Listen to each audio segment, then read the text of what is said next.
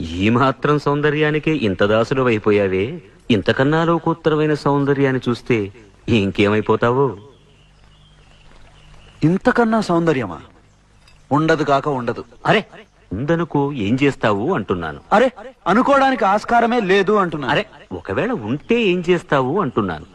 ఇంతకన్నా ఆనందప్రదమై, ఆద్యంత రహితమై, అనంతమై, నా హృదయమంతా నిండి నన్ను తనలో నింపుకునే సౌందర్యమై ఉంటే అరే ఉండదయ్యా స్వామి. అరే ఉంటే ఏం చేస్తావయ్యా?